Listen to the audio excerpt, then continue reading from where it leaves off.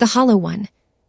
In the dense forests of Raven's Pine, where sunlight barely pierced the canopy and even birds seemed too frightened to sing, there was an old legend, whispered from parent to child, never spoken aloud after dark. They called it the Hollow One. It began decades ago with the disappearance of a logging crew. They were experienced men, hardened by the wilderness, but one morning their camp was found deserted. The tents were slashed open, equipment untouched, and a trail of boot prints led deep into the woods, where they simply stopped. Locals said the forest had changed that year. The trees grew thicker, the air colder. People started hearing things, soft footsteps packing outside cabins, breathless panting just beyond lantern light, and low growls that sounded more human than beast. But no one ever saw it, not completely. They said the Hollow One had no face, just a wide, gaping hole where its features should be, like bark rotted out from the inside. Its limbs were wrong too long, too thin, like branches that could bend and break and still move.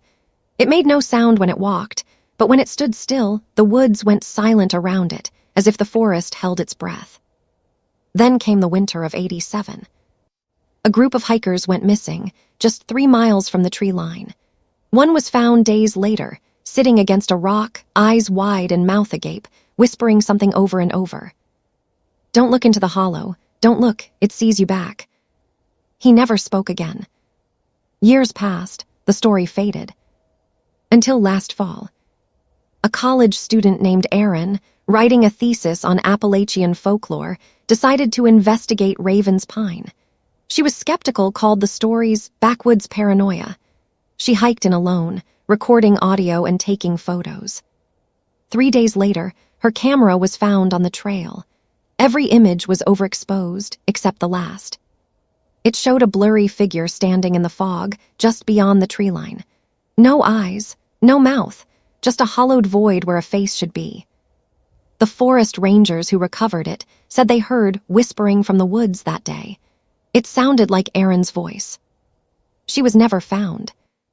Now, when night falls in Raven's Pine, some still claim to hear her calling, soft and distant, pleading for help. But those who go looking never return.